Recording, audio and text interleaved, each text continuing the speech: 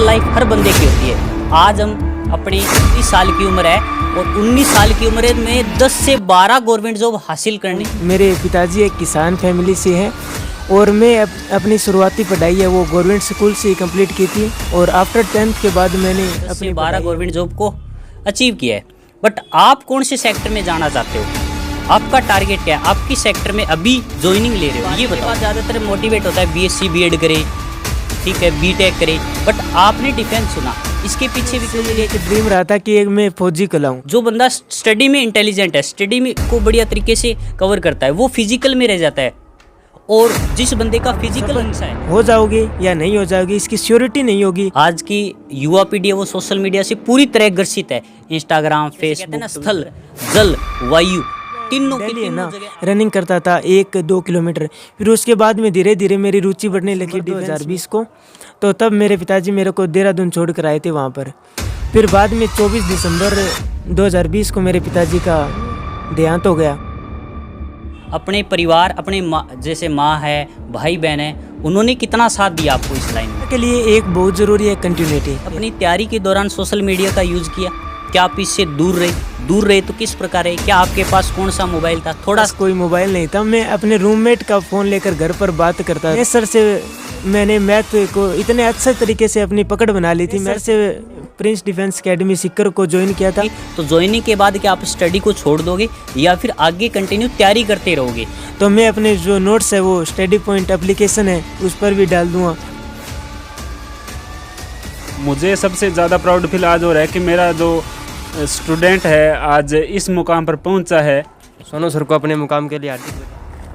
Defence sector एक ऐसा sector है जिसमें हम 17.5 साल की उम्र में हम अपना गवर्नमेंट जॉब पा सकते हैं।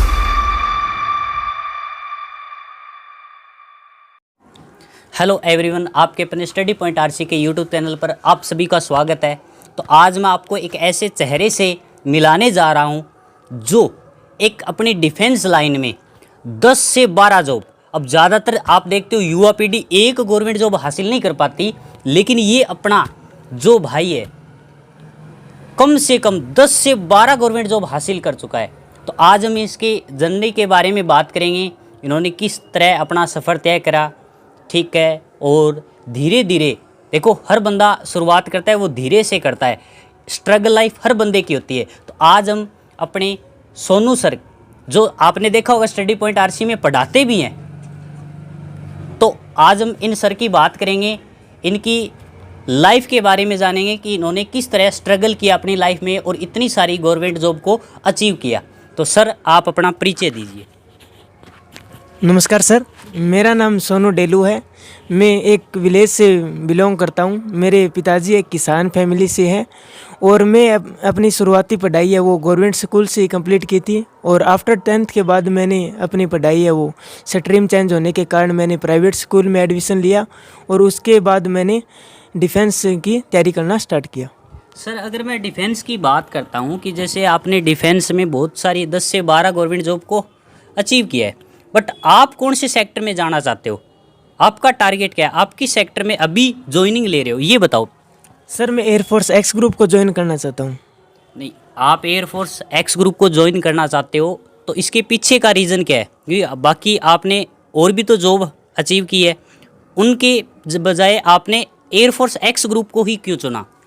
शुरुआत में से जब मैं 11th क्लास में था तब डीएवी स्कूल में पढ़ता था, तब वीरेंद्र सर थे ना, वो हमको मोटिवेट करते रहते थे कि एयरफोर्स एक्स ग्रुप में ये अपॉर्चुनिटी आपके सामने, आप ऐसे वारंट ऑफिसर ऐसे बनोगे, मतलब ऐसे मोटिवेशन करते रहते थे। तब मैंने एयरफोर्स एक्स ग्रुप को ही चुना।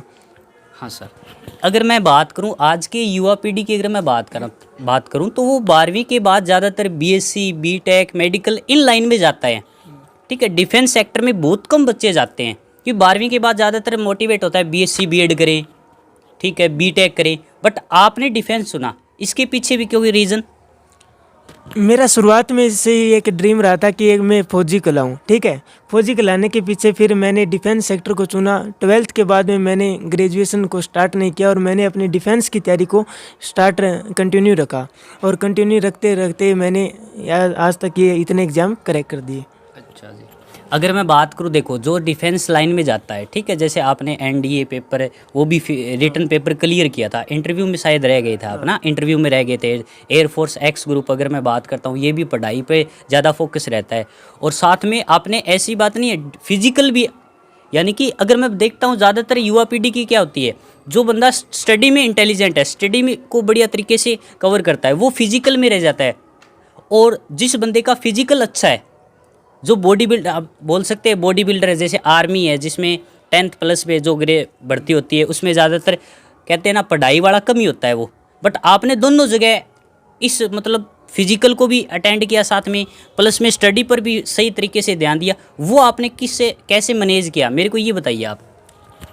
मैंने साथ मेरा एक रूटीन बनाया। मैंने डिफेंस की तैयारी करने से पहले मैंने सोच लिया कि खुद को एक बार फिजिकली तो फिट तो रखे अपने आप को खुद को। फिर मैं क्या करता था कि सुबह डेली है ना रनिंग करता था 1-2 किलोमीटर। फिर उसके बाद में धीरे धीरे मेरी रुचि बढ़ने लगी डिफेंस में। फिर उसके बाद मैंने आर्मी कलर की भर्ती के लिए भी तैयारी की थी, और उसके साथ साथ मैंने फिजिकल की तैयारी कर ली। लेकिन आमतौर पर ये समस्या आती है, जो बंदा पढ़ाई में अच्छे मार्क्स लाता है उसके सामने दौड़ने में प्रॉब्लम आती है, क्योंकि वो पढ़ाई पर ज़्यादा फोकसित हो जाते हैं और उसके माध्यम से वो फिजिकल पर ध्यान नहीं देते। तो उनको मैं कहना चाहता हूँ कि फिजिकल पर भी थोड़ा बहुत ध्यान दें, ताकि आपका वो फेस सेकंड में आपको दिक्कत का सामना न करना पड़े। तो इसलिए फिजिकल पर भी ज़्यादा ध्यान देना चाहिए। जैसे अगर मैं बात करूं आज की युवा पीढ़ी की, देखो हर बंदे की, हर विद्यार्थी के जीवन में स्ट्रगल लाइफ होती है, ठीक है, उनके भी हर विद्यार्थी के जीवन में स्ट्रगल लाइफ होती है, चुनौतियों का सामना करना पड़ता है। बट आपकी स्ट्रगल लाइफ में सबसे बड़ी चुनौती क्या थी, और आपने उसको किस तरीके से पार किया, ये बता दीजिए।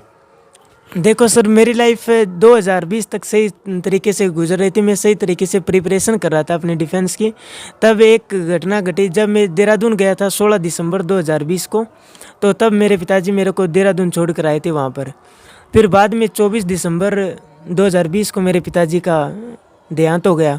तो वो मेरे सामने सबसे बड़ी चुनौती थी, और उससे मैं उभर कर फिर वापस डिफेंस की तैयारी में जुट गया। ये चुनौती थी मेरे सामने। अच्छा, देखो ज़्यादातर हम बात करते हैं स्ट्रगल लाइफ ज़रूर होती है, बट इन्होंने जैसे बताया कि 24 दिसंबर 2020 को, अब आप देख सकते हो 19-20 वर्ष का लड़का जिसके पिताजी एक्सपायर हो जाते हैं, ठीक है। ज़्यादातर अगर मैं देखता हूँ युवा पीढ़ी, अगर आप आज की पीढ़ी की अगर बात करें ना, तो जैसे युवा पीढ़ी अगर उसके माँ बाप नहीं है, माता या पिता में से अगर एक भी नहीं होता, वो डिप्रेशन में चला जाता है, गलत संगत में पड़ जाता है। बट आपने इसकी बजाय एक ऐसी डिफेंस लाइन चुनी जिसमें आपने चुनी नहीं, आपने उसको हासिल भी किया। अगर मैं बात करूं, आपने फौजी की बात करें, लोगों को एक फौजी, जैसे कहते हैं ना, स्थल जल वायु तीनों की तीनों जगह आपने गवर्नमेंट जॉब हासिल की है, फौजी लगे हो आप। लोगों को एक भी नहीं हासिल होती, तो उसके पीछे आपका मेन उद्देश्य क्या था? तीनों ही लाइन में गए आपने जल, एयरफोर्स, हर एक जगह अचीवमेंट हासिल की है। तो आप उसका रीज़न क्या बताओगे? या जैसे आपने बताया अभी 24 दिसंबर 2020 को आपके पिताजी की डेथ हो गई, आप आ सकते थे घर पे, आए होंगे, ऐसी बात नहीं, आए होंगे, और आप अपनी पढ़ाई को छोड़ भी सकते थे, घर का काम भी कर सकते थे, खेती भी कर सकते, किसान परिवार से आप सभी को पता है ज़्यादातर किसान इसी चीज़ में लग जाते हैं। तो क्या आपके पीछे अपने परिवार, अपने माँ, जैसे माँ है, भाई बहन है, उन्होंने कितना साथ दिया आपको इस लाइन में?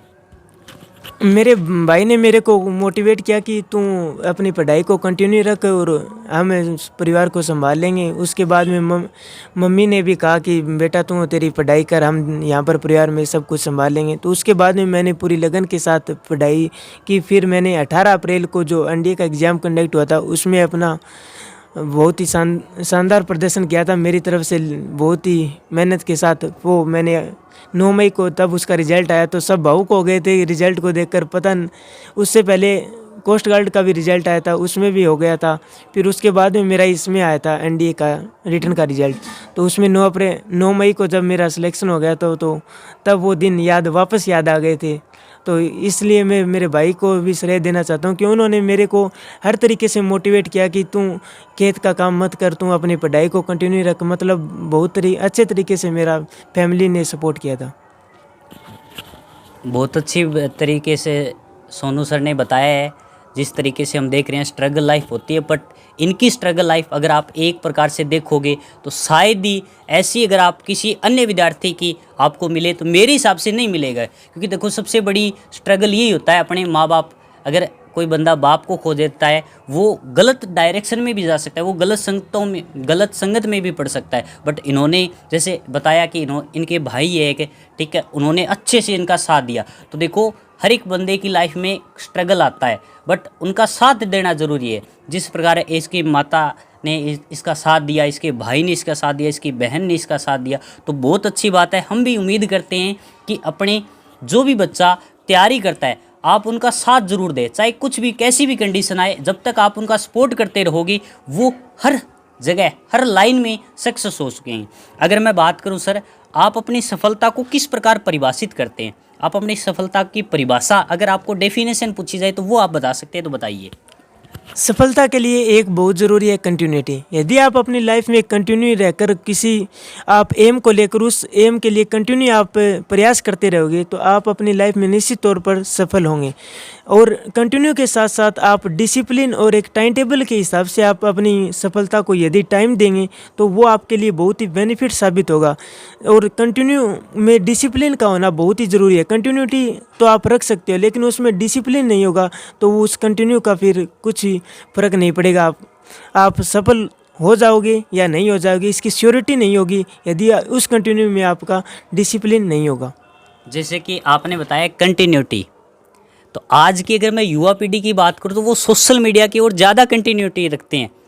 आज की युवा पीढ़ी है वो सोशल मीडिया से पूरी तरह ग्रसित है। इंस्टाग्राम, फेसबुक, ट्विटर, इतने ज़्यादा सोशल मीडिया से ग्रसित है कि वो पढ़ाई पर बिल्कुल भी ध्यान नहीं दे रहे हैं। कोरोना काल के बाद तो आपको कहना है क्या है, हर बच्चा, छोटे से छोटा बच्चा, 3 साल का बच्चा भी मोबाइल चला सकता है। वो जैसे इंटरनेट का यूज़ अच्छे से यूज़ कर सकता है। क्या आपने अपनी तैयारी के दौरान सोशल मीडिया का यूज़ किया? क्या आप इससे दूर रहे तो किस प्रकार है? क्या आपके पास कौन सा मोबाइल था? थोड़ा सा इस बारे में ज़रूर बताएं। जब मैं शुरुआत में देहरादून गया था तो मेरे पास कोई मोबाइल नहीं था। मैं अपने रूममेट का फ़ोन लेकर घर पर बात करता था सुबह और शाम। फिर मेरे को भी ऐसे लगने लगा कि यार ऐसे तो मोबाइल लेना अच्छा नहीं लगता, इनको भी कोई ज़रूरत होगी मोबाइल की, ऐसे मांग कर सही नहीं है। फिर मैंने अपना सैमसंग का कीपैड का मोबाइल लिया, पापा का ही मोबाइल था, उसके माध्यम से मैंने तैयारी वहाँ से घर वालों से बात करने के लिए बस ये ख़रीदा था। मेरे पास एक लैपटॉप था, उसमें बस मैं अपनी ऑनलाइन क्लासेस देखता रहता था और अपने कंटिन्यूटी के साथ मेहनत करता रहता था। यानी कि आपने बताया कि कीपैड फ़ोन था आपके पास जब तैयारी करे तो स्टार्टिंग में वो भी नहीं था। तो अगर आपको टेस्ट देने होते तो फिर आप किसका यूज़ करते थे? जैसे मॉक टेस्ट, आज के टाइम में मॉक टेस्ट सबसे ज़्यादा यूज़फुल होता है। आपने तैयारी की, साथ में मॉक टेस्ट भी दिया होगा, उसको आप किस तरीके से देते थे? उसमें हमारा जो पीजी था उसमें वाईफाई की भी सुविधा थी वहाँ पर, और उसमें मेरे पास लैपटॉप था तो उसमें टेक्स्ट बुक का वो बाईपास कर रखा था मैंने। उसके माध्यम से मैंने टेस्ट सीरीज़ दी और टेस्ट सीरीज़ का नतीजा आपके आज सामने है। बिल्कुल। तो जैसा कि इन्होंने बताया कि इनके पास कोई भी एंड्रॉयड फ़ोन नहीं था, ठीक है। आज की युवा पीढ़ी कहते हैं एंड्रॉयड फ़ोन के बिना हम नहीं पढ़ सकते। तो इनके सामने मैं एक ऐसा उदाहरण पेश करता हूं जो अपनी तैयारी के दौरान कभी भी सोशल मीडिया का यूज़ नहीं किया। उन्होंने अगर यूज़ किया तो केवल और केवल मॉक टेस्ट, सोशल मीडिया का वो ये एक तरीका है, ठीक है। अगर मैं बात करूं, आप अपना आइडियल प्रेरणा स्रोत किसे मानते हैं? शुरुआत में जब मैं अपनी प्रारंभिक शिक्षा कर रहा था तब मैं दिनेश सर से पढ़ता था। दिनेश सर से मैंने मैथ को इतने अच्छे तरीके से अपनी पकड़ बना ली थी मैथ सब्जेक्ट पर। उसके आगे जाकर मैंने अपना 11th में जो स्ट्रीम लिया था उसको मैथ में कोई चुना था। दिनेश सर की वजह से इतनी पकड़ हो गई थी मेरी मैथ में। फिर आगे जाकर मैंने प्रिंस डिफेंस एकेडमी सिक्कर को ज्वाइन किया था और उसमें मैंने बहुत ही अच्छे तरीके से सभी रामकर्ण सर और उत्तम सर, सभी सरों के आशीर्वाद से मैंने आज ये उनको ही मैं मतलब एक तरीके से आप आइडियल में बोल सकता हूँ उनको। ओके सर, अगर मैं बात करूं, आज की युवा पीढ़ी ऐसी बात नहीं, वो भी डिफेंस लाइन में जाना चाहती है, बट आप उन्हें क्या सलाह देना चाहोगे, क्या गाइड करना चाहोगे, किस तरीके से डिफेंस लाइन में जाए, उन्हें क्या क्या करना चाहिए? थोड़ा सा इस बारे में बताइए ताकि जो आज की युवा पीढ़ी डिफेंस लाइन में जाना चाहते हैं वो भटके नहीं, एक सही डायरेक्शन में जाकर आपकी तरह आप भी उम्मीद करते हो आपकी तरह गवर्नमेंट जॉब हासिल करे, डिफेंस जो लाइन है अपनी उसको सक्सेस मिले उसमें? देखो सर, डिफेंस सेक्टर एक ऐसा सेक्टर है जिसमें हम 17.5 साल की उम्र में हम अपना गवर्नमेंट जॉब पा सकते हैं। ठीक है, तो इसके लिए डिफेंस लाइन में आपको बताना चाहता हूँ। डिफेंस लाइन में क्या होता है कि 12th पास करने के बाद बहुत सारी अपॉर्चुनिटी होती है। जैसे एयरफोर्स में एक्स ग्रुप हो गया, वाई ग्रुप हो गया, नेवी में एसएसआर हो गया, एमआर हो गया, और इंडियन कोस्ट गार्ड हो गया, एनडीए हो गया। ठीक है, इसमें हमें डिफेंस लाइन में इससे जा सकते हैं। 12th के बाद में हम फिर अपना बेस तैयार करने के बाद फिर हम बड़ी तैयारी कर सकते हैं। जैसे अगर मैं बात करूं आज की युवा पीढ़ी की जो डिफेंस लाइन में जाना चाहती है, वो ज़्यादातर यूट्यूब पे सर्च करती है टॉपर उसी लाइन का, जैसे एयरफोर्स है, नेवी, हर जगह, एनडीए में। तो क्या आप उन्हें किस माध्यम से, अगर आगे आने वाले टाइम में, क्योंकि आपने 10 से 12 गवर्नमेंट जॉब अचीव किया, हासिल किए, तो आप किस माध्यम से, किस ऐप के द्वारा या कुछ अपने तरीके से उन्हें गाइड करना चाहते हो या गाइड नहीं करना चाहते, थोड़ा सा इस बारे में बताइए। देखो, मेरे पास विभिन्न एकेडमियों के नोट्स है, तो मैं स्टडी पॉइंट एप्लीकेशन पर भी डालने की कोशिश करूँगा, क्योंकि मेरे भाई और बहनों को उनको बेनिफिट मिल सके, ताकि वो भी अपनी आगे की तैयारी को कंटिन्यू कर सके यदि वो डिफेंस सेक्टर में जाना चाहते हैं। तो मैं अपने जो नोट्स है वो स्टडी पॉइंट एप्लीकेशन है उस पर भी डाल दूँगा, तो इससे वो अपनी स्टडी को कंटिन्यू कर सकते हैं। जैसे सोनू सर ने बताया भी, इन्होंने 10 से 12 साल में 10 से 12 गवर्नमेंट जो हासिल की है, तो उन्होंने अपने नोट्स भी बनाए होंगे और ये अपने नोट्स शेयर करना चाहते हैं। अगर आप भी इनकी तरह डिफेंस लाइन में जाना चाहते हो, इतनी गवर्नमेंट जॉब अचीव करना चाहते हो, इनके नोट्स प्राप्त करना चाहते हो, तो अपने इस यूट्यूब चैनल पर, ठीक है, या फिर इस वीडियो के नीचे जो अपने पास डिस्क्रिप्शन है उसमें आपको स्टडी पॉइंट आरसी ऐप का लिंक मिल जाएगा। वहाँ से आप जो इनके सोनू सर के नोट्स हैं जो इन्होंने खुद बनाए हैं, वहाँ पर आप उनको प्राप्त कर सकते हो। अगर मैं बात करूँ भविष्य में अपनी प्रगति को आप किस प्रकार देखते हैं, यानी कि आप क्या यहीं पर, जैसे आपकी ज्वाइनिंग अभी 25 को ज्वाइनिंग आपकी, शायद 24 को ज्वाइनिंग आपकी, तो ज्वाइनिंग के बाद क्या आप स्टडी को छोड़ दोगे या फिर आगे कंटिन्यू तैयारी करते रहोगे? नहीं, मैं अपनी आफ्टर ग्रेजुएशन के बाद, अभी मैं बीए कर रहा हूँ, तो आफ्टर ग्रेजुएशन के बाद मैं सीजीएल के लिए भी ट्राई करूँगा, सीडीएस और एफकेट, ये अन्य अपॉर्चुनिटी है, इनके लिए भी ट्राई करूँगा और अपना बेस्ट देने की कोशिश करूँगा। तो आज हम बात अपने इंटरव्यू को यहीं पर क्लोज करते हैं और एक ऐसे चेहरे से आपको मैंने मिलाया है जो कि एक छोटी सी एज में, शायद 18 से 19 साल की उम्र है, 19 साल की उम्र है, और 19 साल की उम्र में 10 से 12 गवर्नमेंट जॉब हासिल करनी कोई छोटी बात नहीं है। लोगों को 25-25, 30-30 साल लग जाते हैं, 35-35 साल की उम्र में गवर्नमेंट जॉब की तैयारी करते हैं, और इन्होंने 19 वर्ष की एज में, 19 वर्ष की एज के अंदर ही 10 से 12 गवर्नमेंट जॉब हासिल किए। तो हमने आपको इनसे मिलाया, आपको बताया कि इनकी स्ट्रगल लाइफ कैसे थी, इन्होंने किस तरीके से तैयारी की, इनके सामने क्या क्या चुनौतियां आई, फिर उन्होंने उसका सामना कैसे किया, उनकी पढ़ाई कैसे थी, किस तरीके से उन्होंने डिफेंस में क्या किया, हर एक बारे में आपको बताया है। और अगर आपको भी किसी भी प्रकार का कोई भी क्वेश्चन हो डिफेंस लाइन से संबंधित, आप जो भी सोनू सर से कुछ भी पूछना चाहते हो, तो इस कमेंट बॉक्स में आप कमेंट कर सकते हो। सर आपको पर्सनली उसका रिप्लाई ज़रूर देंगे। ओके सर, और सर को मिठाई खिलाकर हम ज़रूर इनका अभिवादन करेंगे। दिनेश जी सर से मैं अपील,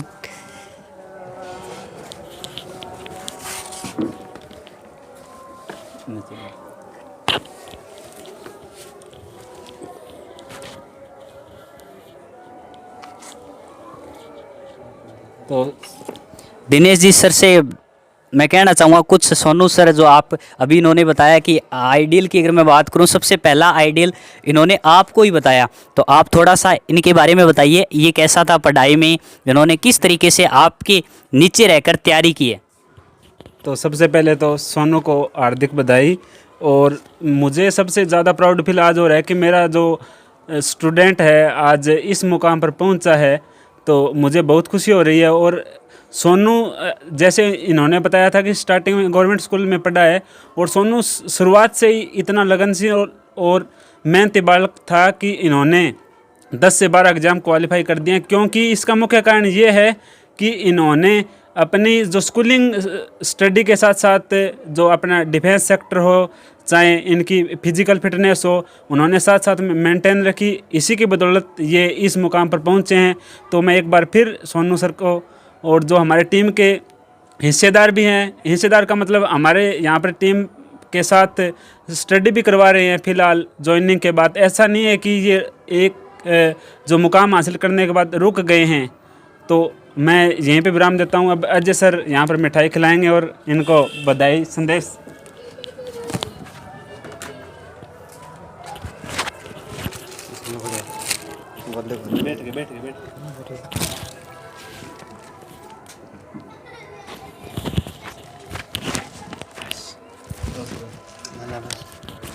सोनू सर को अपने मुकाम के लिए हार्दिक बधाई और आगामी वर्ष के लिए शुभकामना।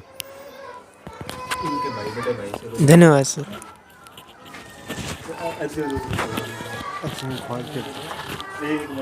सोनू सर के बड़े भाई हैं जिनका नाम है अजय। इन्होंने बीच में बताया भी था, इनको गाइड किया एक ऐसे दौर में। सबसे बड़ी जब उन्होंने चुनौती का सामना किया तब इन्होंने बहुत अच्छी तरह से, इसके बड़े भाई ने अच्छे तरह से साथ दिया। तो मैं एक बार रिक्वेस्ट करता हूं कि अजय जो इनका बड़ा भाई है सोनू को मिठाई खिलाकर आ जाए।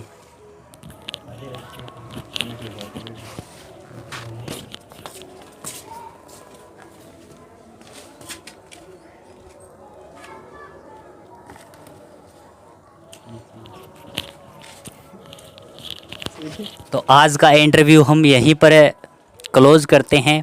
बाकी अगर कंटिन्यू बना रहे, हमारी स्टडी पॉइंट टीम में और भी ऐसे सक्सेस ज़रूर हैं जिनका हम इसी तरीके से आगे इंटरव्यू लेते रहेंगे। और ऐसी बात नहीं है, स्टडी पॉइंट आरसी में ही अगर आपकी जान पहचान में अगर कोई ऐसा बंदा है जिन्होंने अपनी लाइफ में स्ट्रगल लाइफ को अरेंज करके बहुत अच्छे अलग अलग टाइप से हर जगह में हर सेक्टर में अचीवमेंट हासिल किए, तो आप बता सकते हो, हम उनका भी इंटरव्यू लेना पसंद करेंगे। थैंक यू, धन्यवाद।